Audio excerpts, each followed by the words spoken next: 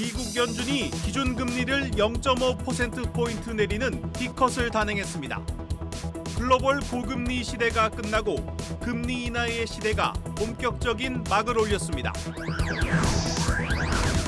선제적인 대응을 강조한 파월 의장의 노력에도 경기 침체 가능성에 대한 우려가 커지고 있습니다. 주식시장의 변동성이 더욱 커질 수 있다는 분석이 나오고 있습니다. 미국의 투자은행 모건 스탠리가 SK하이닉스에 대한 비관적인 분석을 담은 사실상 매도 리포트를 내놨습니다. SK하이닉스 주가가 폭락했습니다. 영풍과 함께 고려아연 공개 매수에 나선 MBK 파트너스가 실패는 없을 것이라고 자신했습니다. 최윤범 고려아연 회장은 이길 수 있는 방법을 찾았다며 반격을 암시했습니다.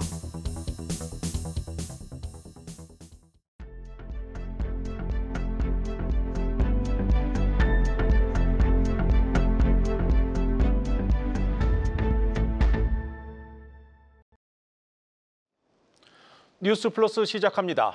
미국 연준이 기준금리를 0.5%포인트 내리는 이른바 B컷을 단행했습니다. 이 4년 반 만의 금리 인하로 글로벌 고금리 시대가 끝나고 이 금리 인하의 시대가 본격적인 막을 올렸습니다. 하지만 이번 B컷을 두고 선제적인 대응이라고 강조했던 제롬 파월 미 연준 의장의 노력에도 경기 침체의 가능성에 대한 우려가 다시 수면 위로 떠올랐습니다. 취재 기자와 자세히 들여다보겠습니다. 경제부 유주환 기자, 증권부 신재근 기자 나왔습니다. 먼저 유주환 기자, 미국 연준 파월의 선택이 결국 이제 B컷인데 결국 이제 고용시장 상황 때문 아니겠습니까? 네, 맞습니다. 각 중앙은행들이 금리를 결정할 때에는 시장에 미칠 영향을 고려를 해서 25bp 수준으로 변동폭을 맞추는 것이 일반적입니다. 그런데 미국 FOMC가 50bp를 한꺼번에 낮춘 것은 물가가 안정세를 보이는 가운데 고용 둔화 위험이 그만큼 커졌기 때문으로 풀이됩니다. 연준의 성명서를 보시면요, 고용시장에 대한 달라진 인식을 확인을 할 수가 있습니다. 일자리 증가 속도가 완만해졌다라는 종전의 표현에서 느려졌다라고 인식이 바뀐 것을 확인하실 수 있습니다. 연준은 추가 금리 인하도 시사했습니다. 일회성 금리 인하가 아니라 금리 인하로 정책 방향을 트는 피벗의 포문을 연 그런 금리 인하라는 점이고요. FOMC 위원들의 향후 금리 전망을 점으로 나타낸 점도표의 중간값은 종전 5.1%에서 4.4%로 내려갔습니다. 세부적으로는 19명의 위원 중 무려 16명이 올해 안에 25bp 또는 50bp의 추가 인하를 점치고 있습니다. 이에 따르면 앞으로 11월과 12월 이렇게 두 번의 FOMC가 남아있는데 최소 한 번 이상 금리를 더 내릴 것으로 예상이 됩니다. 또 내년에도 이 같은 금리 인하 기조가 이어지면서 100bp의 추가 인하가 점쳐지고 있습니다. 근데 이 파월 의장이 상당히 애써서 이 B컷을 선제적 대응이라고 강조를 했는데 시장에서는 좀 오히려 경기 침체 가능성이 좀 재소환되는 분위기입니다. 네, 맞습니다. 파월 의장은 금리 인하 결정 직후에 기자들과 만나서도 누차 강조를 했습니다. 침체 우려 때문에 B컷을 단행한 것이 아니다라고요. 하지만 이 같은 경기 침체에 대한 우려가 쉽게 사그라들고 있지는 않습니다. 일례로 시장이 기대했던 B컷이 단행한 이후에 뉴욕 증시가 하락 마감한 것이 투자자들의 심리를 좀 반영한다고 볼 수 있겠습니다. 경기 침체 우려의 근거들을 살펴보면요. 먼저 연준이 미국의 경제 성장률 전망치를 내린 점입니다. 석 달 전에 2.1%로 전망했던 수치를 약간 내려간 2.0%로 조정을 했고요. 또 실업률 전망치를 올렸습니다. 무려 0.4%포인트 올린 4.4%로 실업률을 전망했습니다. 또한 과거 사례를 봐서도 이 같은 침체 우려가 나오고 있습니다. 1980년대 이후에 미국이 금리 인하에 나섰던 과거 7번의 사례를 살펴보면요. 1990년대까지는 4번의 인하가 다행히 연착륙으로 잘 이어졌지만요. 이후 3번의 사례에서는 1년 이내 경기 침체로 이어진 바 있습니다. 파월 의장은 경기 침체 우려를 일축하는 대신에 뒤처지지 않겠다라는 표현을 쓰기도 했는데요. 이는 지난 7월에 미국이 금리 인하 시기를 놓쳤다라는 비판을 받은 적이 있고요. 그 사이에 영국과 유럽의 중앙은행 등이 앞다퉈 기준금리 인하에 나선 상황을 의미하는 것으로 보입니다. 자, 과거 상황을 살펴보셨는데 미국이 금리 인하를 한 뒤에 경기가 침체되지 않았더라면은 평균적으로 6에서 7개월 뒤부터는 좀 경기가 좋아진 그런 경험이 있기 때문에 이번 인하 단행에 앞서서 이미 5월부터 시장 금리가 이를 반영했다는 점을 감안을 하면은 연말부터는 금리 인하의 효과가 좀 나올 것으로 기대가 되고 있습니다.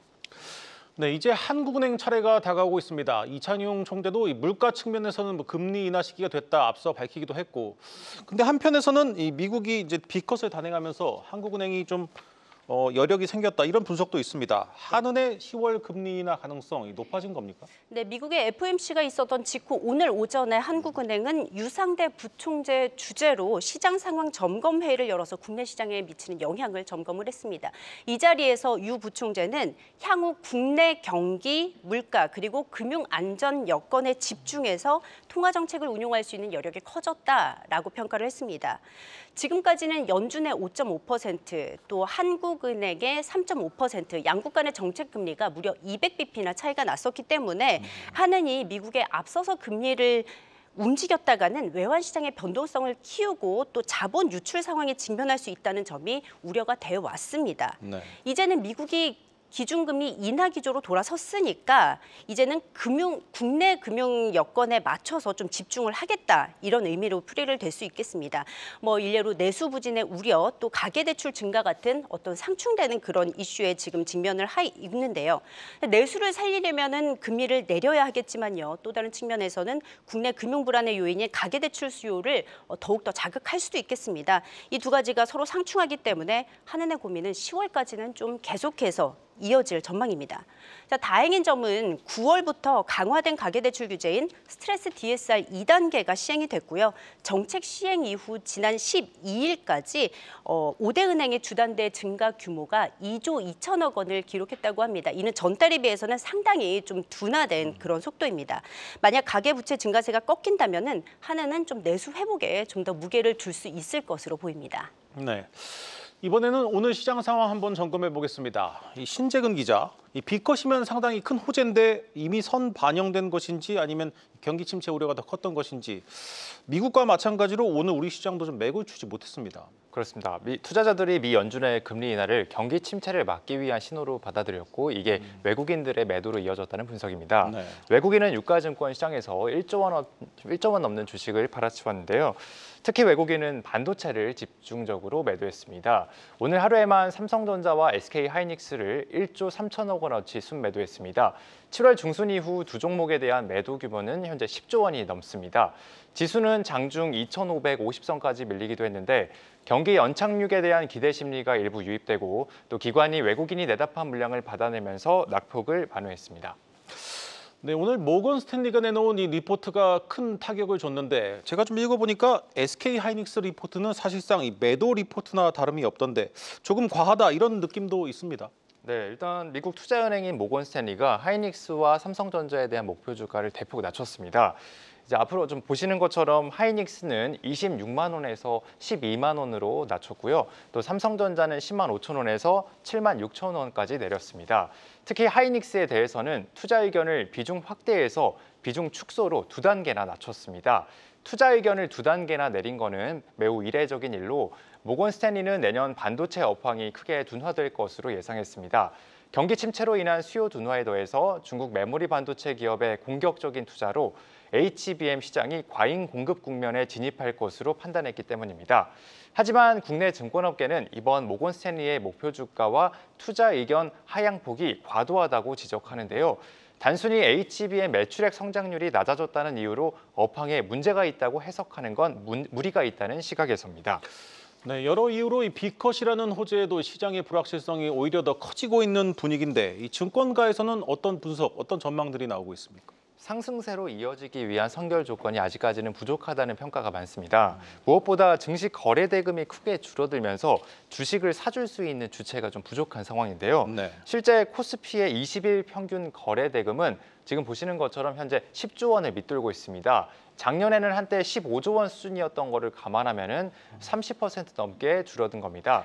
반도체가 앞으로 거래 대금을 좌우할 핵심 키로 주목이 되는데요. 분위기 반전을 위한 이벤트는 다음 주 있을 미국의 반도체 기업 마이크론의 실적 발표입니다. 마이크론은 오는 25일 회계연도 기준 4분기 실적을 공개할 예정인데요. 마이크론의 사업 구조가 삼성과 하이닉스와 비슷하다는 점에서 이번 실적 발표가 앞으로의 주가 흐름을 예상해 볼 수 있는 이정표가 될 것으로 보입니다. 특히 인공지능 시장 전망에 대한 불확실성이 큰 상황이기 때문에 마이크론 실적 발표 결과에 따라서 반도체주 주가 방향이 갈릴 것으로 시장은 판단하고 있습니다.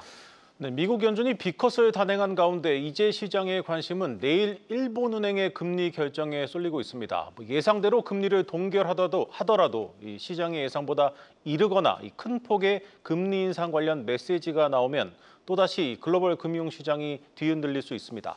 유주한 기자, 어떤 분석들이 좀 나오고 있습니까? 네, 말씀하신 대로 일본은행은 오랜 엔저에 따른 수입 물가 상승 등의 부작용으로 인해서 지난 7월에 깜짝 금리 인상을 단행했습니다. 이를 전후로 엔화 가치가 급등하면서 엔캐리 트레이드 자금이 급속도로 청산이 됐고 이에 따른 글로벌 금융시장의 불안을 키워서 투자자들의 원성을 산 바 있습니다. 일본은행이 연달아서 내일 또다시 금리를 올릴 것으로 보는 투자자들은 많지는 않지만요. 말씀하신 대로 현재 경기에 대한 판단, 또 향후 통화 정책과 관련해서 금정회의에서 어떠한 메시지를 내놓을지에 관심이 집중되고 있습니다. 네. 최근 들어서 일본은행의 인사들은 연내 추가 금리 인상을 예고하는 메시지를 반복적으로 내놓고 있다는 점에서 연내 일본의 추가 금리 인상은 거의 기정사실화하고 있습니다. 자, 앞서 말씀드렸다시피 미국의 금리 인하가 가져올 영향만도 가늠하기 어려운 상황에서 일본의 금리 인상까지 겹치는 경우의 효과를 가늠하기란 정말로 쉽지 않은 상황입니다. 가장 우려가 되는 것은 아무래도 엔캐리 트레이드의 청산입니다. 그동안 일본이 제로금리였으니까 값싼 엔화를 활용해서 세계 고금리의 통화와 또 주식 채권 시장에 투자했던 엔캐리 트레이드 자금이 엔화 가치가 올라간다면 청산되어서 본국으로 회귀할 가능성이 높은 상황입니다. 특히 이 같은 청산이 급격하게 일어났을 경우에 부작용이 만만치 않았습니다. 일례로 2007년에서 2008년 글로벌 금융위기 때 또 코로나19 직후의 경우에 주식시장이 크게 하락하는 등의 심각한 부작용을 겪기도 했습니다. 네, 개인 투자자 입장에서는 불확실성이 변동성이 크다 보니 방향을 잡기가 참 어려운 시장입니다. 신 기자, 어떻게 대응하면 좋다는 좀 조언들 나오고 있습니까? 네, 2주에서 한 달가량 단기 관점에서 투자하길 원하는 투자자라면 2차 전지와 제약바이오가 유명하다는 분석이 있습니다. 이들 업종은 반도체와 비교했을 때 외국인의 비중이 낮다는 점에서 매수세가 유입될 여지가 높다는 겁니다. 금리 인하 효과가 본격화되는 시점에 미국의 경기가 다시 상승세를 탈 것에 대비해서 자동차 업종을 주목하자는 의견도 있습니다. 반도체의 경우에는 금리 인하 효과가 경기 부양으로 이어질 때까지 오랜 시간이 걸릴 것으로 예상될 만큼 장기적인 관점에서 접근할 것을 조언합니다. 한편 금리 인하는 곧 채권 투자 적기라는 공식이 있죠. 하지만 이번에는 그렇지 않았습니다. 실제 오늘 채권 시장은 일제히 약세로 돌아섰는데요. 그 이유를 김동아 기자가 전해드리겠습니다. 미국과 한국 국채 금리가 크게 뛰었습니다. 국채 10년물 금리는 1.5% 상승하며 장을 마쳤고 미국채 10년물도 0.5% 올랐습니다. 미국 연준이 한꺼번에 금리를 50bp 내렸는데도 오히려 채권 금리가 오른 겁니다. 시장에선 금리 인하가 이미 반영됐기 때문이라고 분석합니다. 실제 지난해 10월 연 4.9%까지 치솟았던 미 국채 10년물 금리는 현재 연 3.7%까지 떨어졌습니다. 유력 대선 후보인 해리스와 트럼프 모두 재정 확대, 즉 추가적인 국채 발행 가능성이 커졌고 미국의 경제 지표가 여전히 견조하다는 점도 채권 가격 하락 요인으로 꼽힙니다. 채권 개미들은 발빠르게 대응했습니다. 매달 수천억 원 규모의 순매수를 지속했던 개인 투자자들은 이달 국내에 상장된 채권 ETF를 30억 원 순매수한 데 그쳤습니다. 개인 투자자는 특히 해외 채권 ETF를 1년 만에 처음으로 600억 원 가까이 팔았습니다. 미 연준의 금리 인하가 임박한 7월과 8월 해외 채권 ETF를 대거 매수했지만 이달 매도세로 전환한 겁니다. 미 국채 30년 ETF는 지난 일주일간 국내 상장된 전체 ETF 가운데 개인 투자자들이 가장 많이 판 10개 종목 중 6개를 차지했습니다. 국내 현물 채권도 매수세가 줄었습니다. 개인은 지난달 3조 3천억 원어치를 순매수했는데 이는 월간 기준 연중 최저치입니다. 증권가에선 앞으로 있을 금리 인하까지 이미 충분히 반영된 만큼 당분간 채권 시장 약세가 불가피하다고 예상합니다. 국고채 3년물 기준으로 한 2.8% 정도 수준이면은 3번 정도까지는 반영을 한 레벨이라고. 금리 인하 폭도 다시 이제 25bp로 돌아간다라고 하면은 11월부터 되돌림 장세가 나타날 수는 있을 것 같아요. 단기적으로. 한국경제TV 김동아입니다. 두 분 말씀 잘 들었습니다.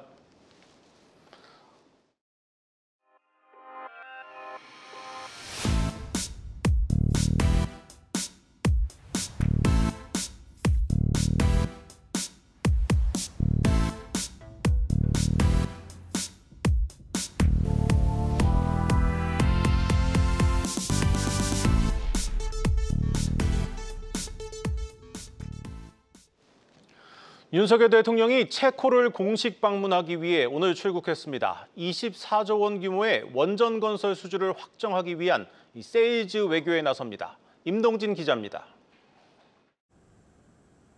윤석열 대통령의 이번 체코 방문은 원전에 방점이 찍혀 있습니다. 체코 대통령, 총리와의 회담에서는 물론 원전 설비 공장 시찰 등을 통해 원전 협력에 대한 강한 의지를 밝힐 방침입니다. 지난 7월 한국 수력원자력을 포함한 팀 코리아가 우선 협상 대상자로 선정된 두쿠바니 원전 건설 사업의 최종 계약 굳히기에 나선 겁니다. 최선을 다해서 내년 3월에 이제 공식 계약서에 사인할 수 있도록 하여튼 저부터 열심히 뛸 것입니다. 윤 대통령은 체코와 원전 동맹을 구축해 추가 수주는 물론 동유럽 원전 시장 진출에 교두보를 마련한다는 구상입니다. 체코 원전 수주 과정에서 가장 큰 변수인 미국 웨스팅하우스와의 분쟁도 조만간 일단락될 것으로 보입니다. 윤 대통령은 순방에 앞서 가진 로이터 통신과의 인터뷰에서 어떤 장애물도 극복할 수 있다고 확신한다며 굳건한 한미 동맹을 언급했습니다. 이번 순방에서는 양국 정부와 기업 간 첨단 산업 분야 협력 논의도 이뤄집니다. 특히 이재용 삼성전자 회장과 정의선 현대차그룹 회장 등 4대 그룹 총수를 포함한 경제사절단은 미래차와 배터리, 수소, 첨단 로봇 등에서 다수의 양해각서를 체결할 예정입니다. 이미 삼성전자와 LG전자는 체코에서 가전사업을 하고 있고 현대차도 현지 공장을 운영하며 코나 등을 생산하고 있습니다. 체코는 동서유럽을 연결하는 비즈니스 거점인 만큼 기업인들은 경제 영토를 넓히기 위한 방안을 적극 모색할 전망입니다. 한국경제TV 임동진입니다. 고물가와 경기 침체 속에 유통업계가 어려움을 겪고 있는 가운데 오너가 3, 4세들이 경영 전면에 등장하고 있습니다. 앞으로 어떤 성과를 내느냐에 따라 향후 후계 구도에도 영향을 줄 것으로 보입니다. 이지효 기자입니다. 신동민 롯데그룹 회장의 장남 신유월 롯데지주 미래성장실장 전무는 최근 롯데지주 주식 4,255주를 사들였습니다. 지난 6월 처음으로 7,541주를 매입한 데 이어 3개월 만입니다. 신 전무는 현재까지 유일한 승계 후보로 거론됩니다. 한화그룹 김승현 회장의 삼남인 김동선 한화갤러리아 부사장은 지난달부터 한화갤러리아 주식 3,400만 주를 매입했습니다. 이로써 김 부사장은 한화에 이어 2대 주주로 확고히 올라섰습니다. 각 그룹은 책임 경영의 의지라는 입장이지만 일각에서는 경영권 승계에 돌입했다고 분석합니다. 업계 관계자는 주주가치 제고는 물론 주가 저점 시기인 만큼 저가 매수로 지분율을 확대하는 것이라고 말했습니다. 실제 불황이 장기화되면서 유통업계가 비상경영 체제에 들어가는 가운데 오너가 3, 4세들은 지분 확보에 이어 신사업에도 드라이브를 걸고 있습니다. 성과를 내기 쉽지 않은 환경이지만 오히려 경영 능력을 입증할 기회로 보는 겁니다. 김동선 부사장은 미국 버거체인점 파이브가이즈를 국내에 도입한 데 이어 푸드테크와 로봇을 미래 먹거리로 정했습니다. 신유월 전무 역시 지난해 말 롯데그룹의 신사업을 진두지휘하는 미래성장실장을 맡으며 그룹의 미래사업과 관련한 모든 주요 행사에 모습을 드러내기 시작했습니다. GS그룹의 오너가 4세 허서홍 GS리테일 부사장은 경영전략 서비스 유닛장으로 GS리테일의 새로운 50년을 이끌 전략을 수립 중입니다. 유통업계가 하반기 사업계획을 세우고 연말 인사에 대한 구상을 본격화한 가운데 오랫동안 그룹을 이끌던 경영진이 교체되고 오너가 3, 4세 중심의 세대 교체가 빠르게 이뤄질 전망입니다. 한국경제TV 이지호입니다. 미국 연준에 이어 한국은행의 기준금리 인하가 초읽기에 들어가면서 금리에 민감한 오피스 시장에도 적지 않은 변화가 예상됩니다. 부동산부 성낙윤 기자와 자세히 짚어보겠습니다. 성 기자, 먼저 현재 오피스 시장의 분위기는 좀 어떻습니까? 네, 일단 이 오피스, 그러니까 사무용 빌딩을 오피스라고 합니다. 이 오피스 시장은 규모가 워낙 큰 만큼 쉽게 움직이지 않는다는 특징이 있는데요. 네. 왜냐하면 이 대규모의 신규 공급이나 대규모의 수요가 발생하기 어렵기 때문입니다. 실제로 지난 2022년 3분기 이후 2년 가까이 정체된 모습이었습니다. 하지만 지난 6월을 기점으로 살아난 이 서울 오피스 시장이 2달 연속 좋은 흐름을 이어간 것으로 나타났습니다. 조금씩 공실이 줄어들고 거래 금액은 증가하는 가운데 수익성까지 좋아진 겁니다. 지난달 기준으로 강남과 광화문, 여의도 등 이 주요 오피스 권역에서 공실이 많이 사라졌습니다. 거래 금액은 1년 전에 비해 2배가량 늘어났고요. 2분기 기준 수익 환원율도 전년 동기 대비 0.3%포인트 상승했습니다. 네, 투자하시는 분들 관점에서 보면 이런 오피스 빌딩에 투자하는 리츠에 대한 관심이 좀 커질 만한 그런 시점인데 최근 분위기는 어떻습니까? 네, 이 시장에서는 금리 인하가 본격화되면 이 부동산 투자 회사인 리츠를 중심으로 오피스 매매도 활성화될 수 있다는 전망이 나오고 있습니다. 네. 리츠는 이 레버리지를 활용해서 신규 자산을 편입을 하는데요. 금리가 떨어지면 자금 조달 비용이 줄어드는 만큼 금리 인하기에 대표적인 수혜 분야로 꼽힙니다. 특히 대기업 그룹사의 부동산을 자산으로 하는 이 스폰서 리츠의 움직임이 빨라질 것으로 보입니다. 실제로 서울 내 몸집 큰 오피스들이 줄줄이 대기업 자산으로 편입되는 중입니다. 또 여러 상장 리츠들이 유상증자를 계획하고 있는데 적극적으로 덩치 키우기에 나서기 전 이 실탄을 확보하기 위함이라는 분석입니다. 네, 그렇다면 개인들이 투자할 만한 오피스 리츠 상품 그런 것들이 있습니까? 네, 사실 이 오피스 시장에 개인 단위로 진입하기는 쉽지가 않습니다. 왜냐하면 이 움직이는 금액이 수백억 원에서 많게는 수천억 원에 달하기 때문인데요. 전문가들은 이 개인 투자자의 경우 리츠 등을 통한 간접 투자로 접근할 필요가 있다고 조언합니다. 소액으로도 입지 좋은 오피스 빌딩 지분을 사들이고 배당을 받는 형식으로 수익을 창출할 수 있다는 겁니다. 여러 리츠 중에서 증시에서 거래되는 회사나 리츠 관련 상장지수 펀드인 ETF를 포트폴리오에 담는 방법도 있습니다. 다만 물류센터, 호텔 운영 등 리츠도 각 회사마다 성격이 다른 만큼 옥석 가리기는 필수입니다. 현재 국내 주식시장에 상장돼 있는 리츠는 23개인데 그중에 오피스를 전문 분야로 하는 리츠는 5개 정도입니다. KB증권은 재무구조가 우량한 대형 리츠 중심의 접근이 필요하다고 조언했습니다. 네, 잘 들었습니다. 부동산부 성낙윤 기자였습니다.